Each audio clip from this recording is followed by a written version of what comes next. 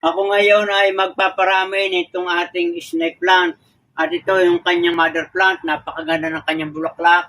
At ang snake plant ay napakadaling paramihin at matagal sa init. At ito ay madaling buhayin. At ito yung kanyang isa pang aking bagong transplant.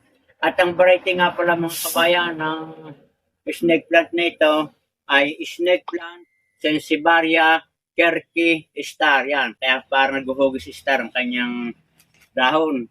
Matulis. At ito namang bulaklak niya, kapag gabi, siya ay bukad na bukad lahat at humahalimuyak yung kanyang bangaw, lalo kung yung papasok sa bahay. Pag araw, unti-unting umiikom. So yan, mga kabayan. At ito marami ay aking itatransplant lahat para maparami natin. At ito atin ang umpisahan. Ang itatanim itong kanyang mga bagong anak ng mga halaman. Yan. Atin mo nang tatanggalan bago natin tanim para madali siyang mabuhay at nang kumapit agad yung ugat. At ito naman mga kabayan, kahit ganito lamang yan ay buhay na. Kahit ito isang ilagay nyo sa arawan, hindi agad nalalanta, hindi katulad ng ibang halaman. At ito atin ang tatanim.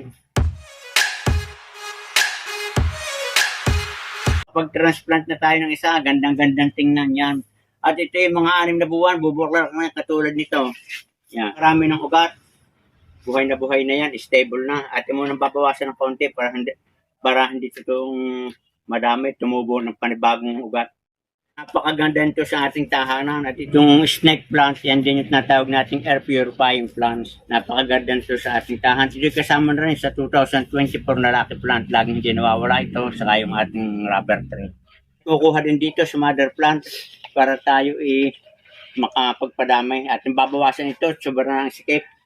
Yan, nakakuha na tayo ng isa pa. Ating tatanim na. Oh, marami na ang ugat. Stable na ito.